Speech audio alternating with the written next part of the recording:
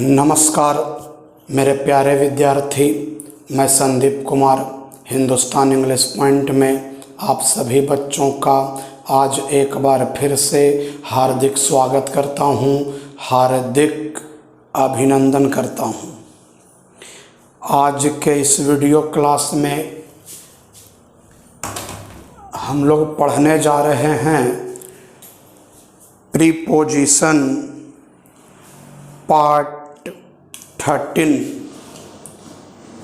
Preposition का आज 13वां class है। प्रीपोजिशन पार्ट 13 और जिस प्रीपोजिशन को हम लोग पढ़ेंगे वो नंबर है 19। Preposition number 19, use of before. Use of before, before का प्रयोग। बिफोर के बारे में, बिफोर का नाम पहले भी आप लोग सुने होंगे। आज उसका यूज पढ़ लो बाबू, तो ज़्यादा आपको दिमाग नहीं लगाना है। बिफोर का अर्थ होता है के सामने, या आप कह सकते हैं कि उपस्थिति में। के सामने, या आप कह सकते हैं कि उपस्थिति में। सबसे पहला स्टार पर आप सभी बच्चे ध्यान दीजिएगा, लिखिएगा नहीं। जब कहा जाए लिखने के लिए ना, तब लिखिएगा, ठीक है।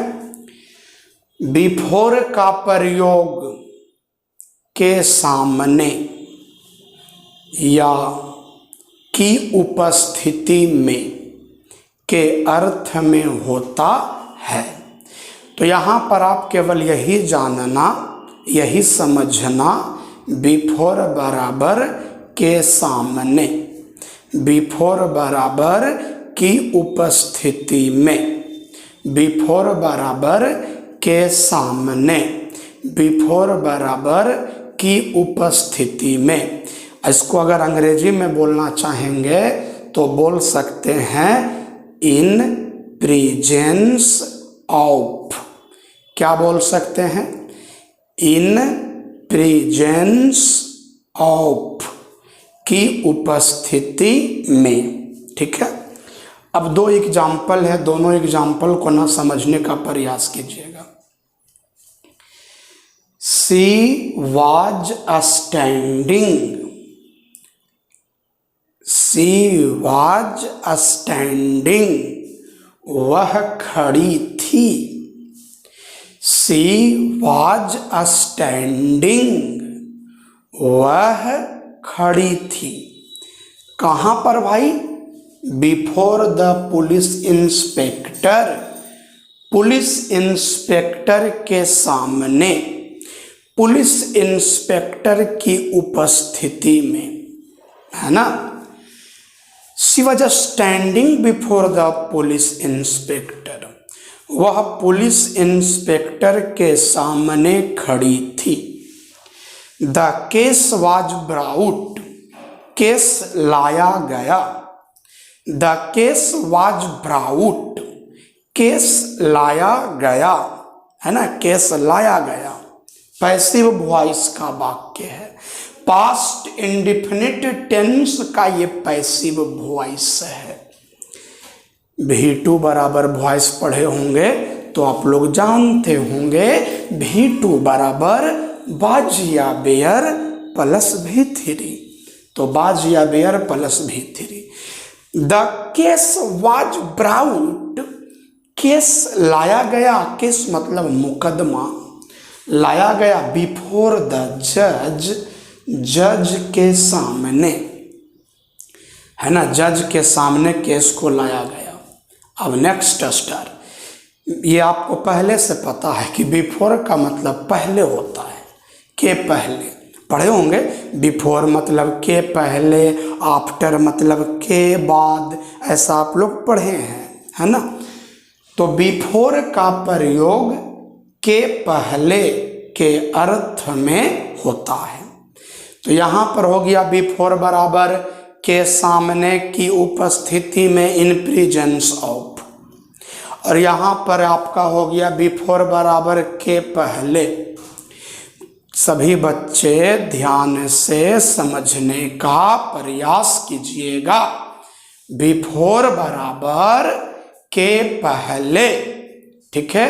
अब दो एग्जाम्पल है और ये दोनों एग्जाम्पल आपको टेंस में पढ़ाया गया है, पास्ट परफेक्ट टेंस में। वो उस तरह का आप लोग जानते होंगे ना, पुलिस के आने के पहले चोर भाग चुका था, है ना। The thief had fled away before the police केम, इस तरह से। और डॉक्टर के आने के पहले रोगी मर चुका था, तो the patient had died before the doctor केम। तो इसके बारे में बहुत अच्छी तरह से आपको टेंस में बतलाया गया है, और जिस टेंस में बतलाया गया है उस टेंस का नाम है, क्या नाम है, बोलो बोलो, past perfect tense.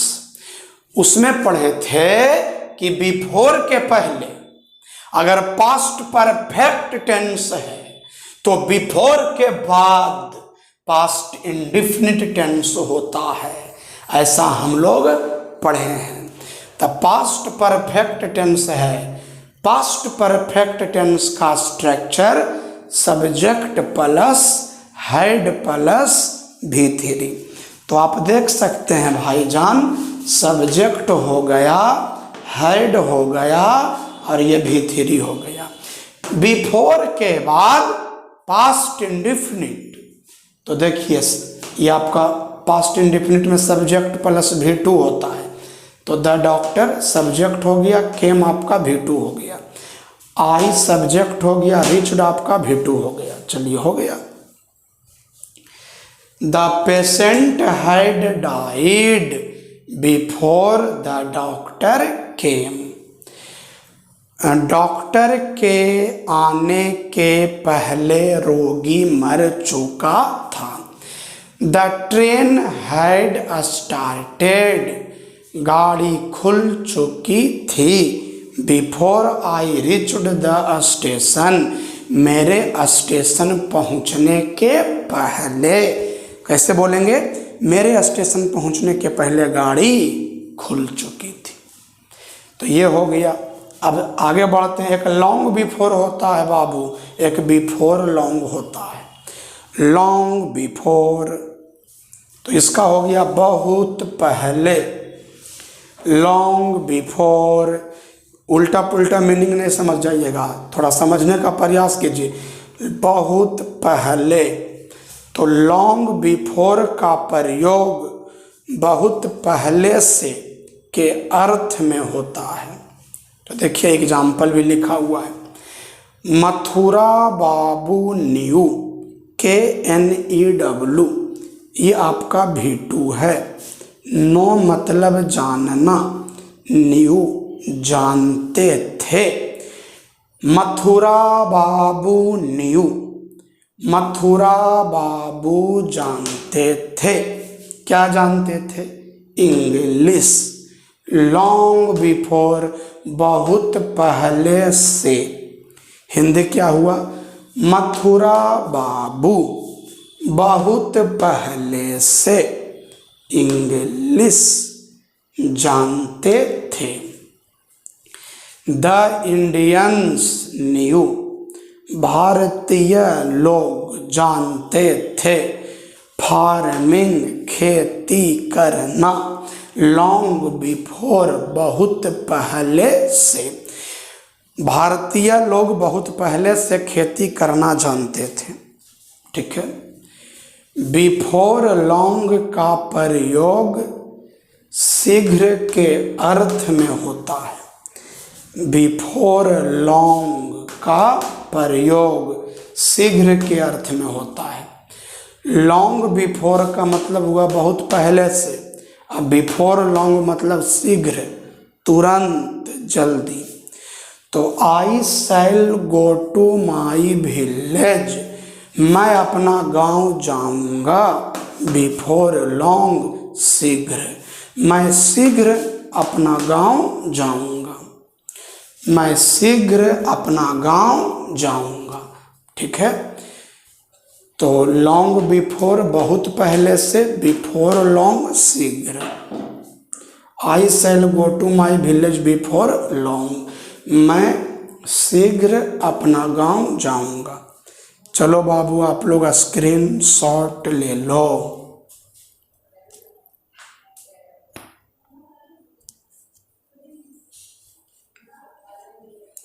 Screen shot ले लो।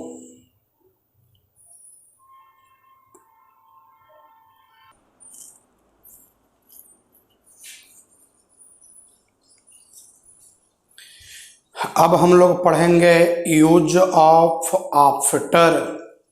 आफ्टर का मतलब भी आप लोग जानते होंगे, के बाद। आफ्टर का मतलब के बाद, पर आफ्टर का प्रयोग दो कंडीशन में होता है। पहला है समय व्यक्त करने वाले शब्दों के पहले होता है, और दूसरा होता है स्थान सूचित करने वाले शब्दों के पहले होता है। मतलब आफ्टर का मतलब के बाद, मीनिंग क्लियर हो गया। कभी समय व्यक्त करने वाले शब्दों के पहले होता है, तो कभी स्थान व्यक्त करने वाले शब्दों के पहले होता है। तो चलिए पहला स्टार हम लोग समझते हैं। आफ्टर का प्रयोग के बाद के अर्थ में। आफ्टर का प्रयोग के बाद के अर्थ में ध्यान से पहले समझ लीजिए, उसके बाद इत्मीनान से लिखिएगा। आफ्टर का प्रयोग के बाद के अर्थ में समय व्यक्त करने वाले शब्दों के पहले होता है। जैसे एग्जाम्पल लिखे हैं, ही वेंट देयर। वेंट आपका भेटू है, वेंट आपका भेटू है, और कम्स आपका V5 है। वेंट आपका भेटू है इसलिए पास्ट इंडेफिनिट टेंस है। कम्स आपका V5 है इसलिए प्रेजेंट इंडेफिनिट टेंस है। ही वेंट देयर, वह वहां गया, वह वहां गया। आफ्टर 5 days, 5 दिनों के बाद वहां गया। वह 5 दिनों के बाद वहां गया।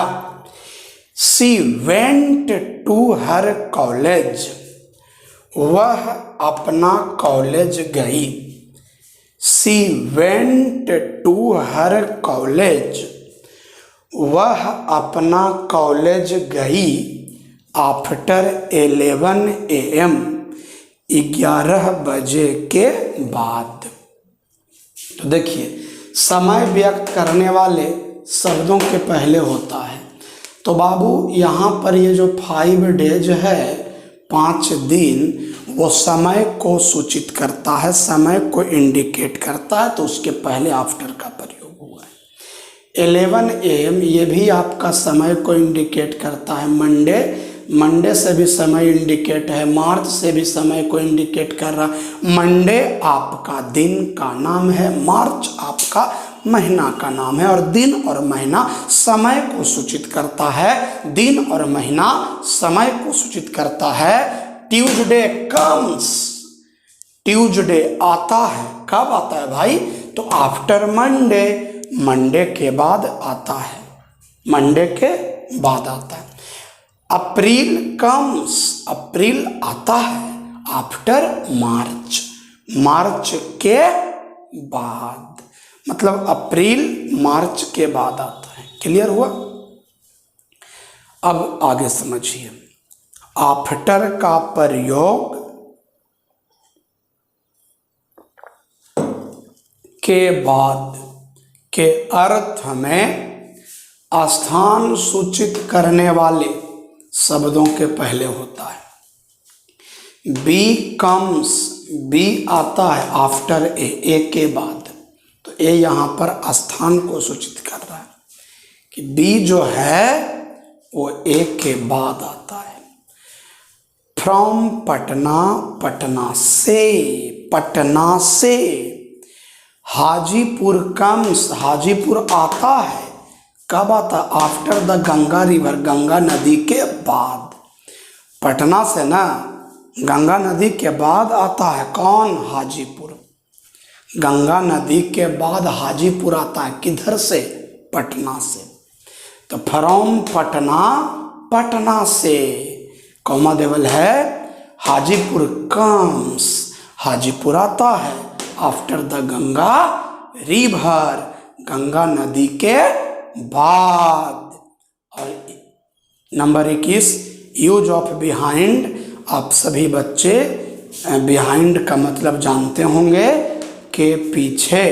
तो बिहाइंड का प्रयोग के पीछे के अर्थ में होता है। बिहाइंड का प्रयोग के पीछे के अर्थ में होता है। अमन वाज स्टैंडिंग, अमन खड़ा था। बिहाइंड द कार, कार के पीछे। सी लेफ्ट, वह छूट गई। बिहाइंड, पीछे छूट गई। इन द क्राउड, भीड़ में पीछे छूट गई, वह भीड़ में पीछे छूट गई। चलो स्क्रीनशॉट ले लो बच्चा।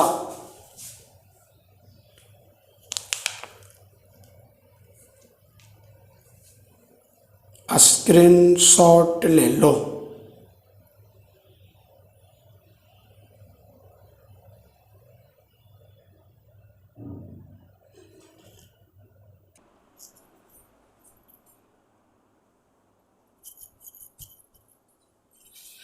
अब हम लोग पढ़ने जा रहे हैं, उस प्रीपोजिशन का नाम है from, FROM, from, use of from.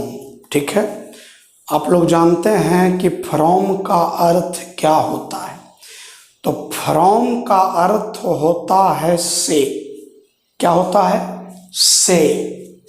इसका प्रयोग अलगाव, सेपरेशन, अर्थात किसी स्थान से अलग होने के अर्थ में, अलगाव, किसी स्थान से अलग होने के अर्थ में किया जाता है। फिर से बोलता हूं बाबू, ध्यान से समझिएगा। फ्रॉम का अर्थ होता है से।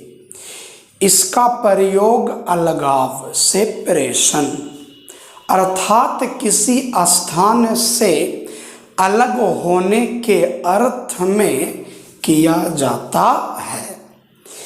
He has come from Mumbai, वह मुंबई से आया है।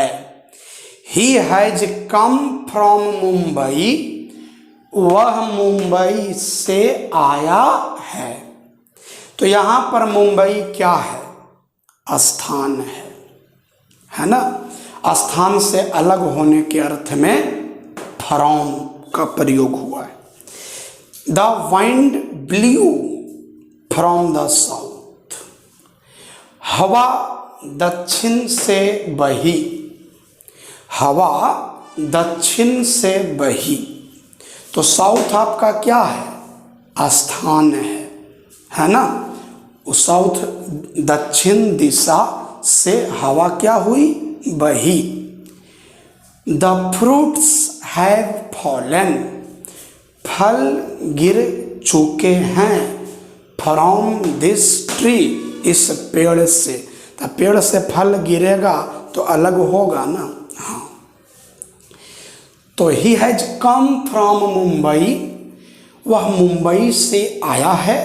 The wind blue from the south, हवा दक्षिण से बही, हवा दक्षिण से चली।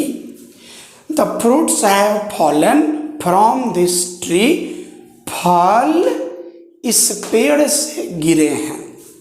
फिर है बाबू फ्रॉम का प्रयोग से के अर्थ में समय का भाव व्यक्त करने वाले शब्दों के पहले होता है। फ्रॉम का प्रयोग से के अर्थ में, फ्रॉम का प्रयोग से के अर्थ में समय व्यक्त करने वाले शब्दों के पहले होता है। The examination starts from 15 January, examination 15 जनवरी से शुरू होता है। He will go to school, वह स्कूल जाएगा फ्रॉम 3 जुलाई, 3 जुलाई से। तो ये सब समय है। माई ब्रदर लर्नड इंग्लिश, मेरा भाई अंग्रेजी सीखा फ्रॉम द एज ऑफ 5, 5 साल की उम्र से।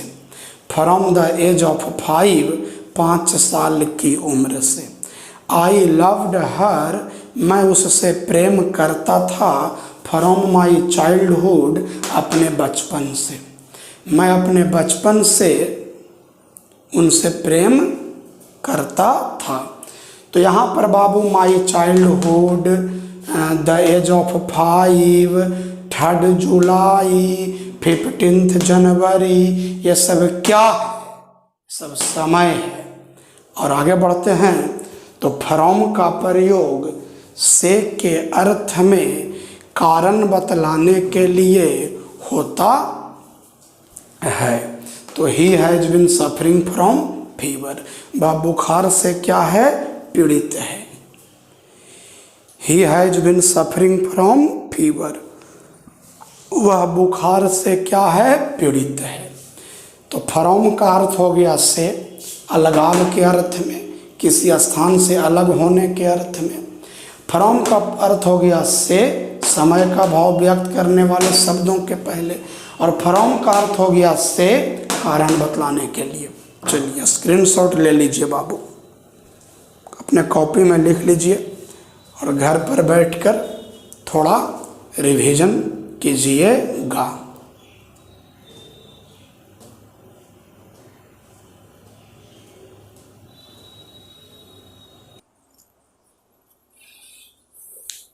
चलो बच्चा, अब आगे बढ़ते हैं। लास्ट पॉइंट है, समझिएगा। फ्रॉम का प्रयोग से के अर्थ में स्रोत, स्रोत को अंग्रेजी में ओरिजिन बोलते हैं। जहाँ से कोई चीज़ निकलती है वो स्रोत होता है, वो ओरिजिन होता है। ठीक है। जैसे गीता कहाँ से निकला? महाभारत से। तो महाभारत क्या हो गया? स्रोत हो गया। ठीक है। बतलाने के लिए होता है स्रोत, ओरिजिन। एग्जाम्पल है, this story has been taken from the Panchatantra, यह कहानी पंचतंत्र से लिया गया है। तो कहानी लिया गया है पंचतंत्र से, तो उस कहानी का ओरिजिन क्या है? उस कहानी का स्रोत क्या है? तो उस कहानी का स्रोत है पंचतंत्र। और लास्ट है, फ्रॉम का प्रयोग से के अर्थ में एक वस्तु से अलग गुण वाली, अलग गुण वाली, एक वस्तु से अलग गुण वाली दूसरी वस्तु को बनाने में होता है। एक वस्तु से दूसरी वस्तु बना रहे हैं, लेकिन दोनों वस्तु का जो क्वालिटी है, दोनों वस्तु का जो गुण है वो अलग अलग है। दूध का गुण अलग है, दही का गुण अलग है, और दूधे से दही बनता है। तो से के अर्थ में है ना, फ्रॉम का प्रयोग होता है। एक वस्तु से अलग गुण वाली दूसरी वस्तु को बनाने में होता है। एग्जाम्पल 3 को दिए हैं, ध्यान दीजिएगा। Curd is made from milk, दही जो है दूध से बनता है।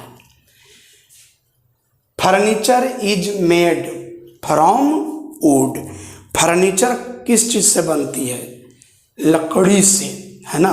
Sweets are made from paneer and sugar, मिठाई जो है पनीर और शुगर से बनाई जाती है ना।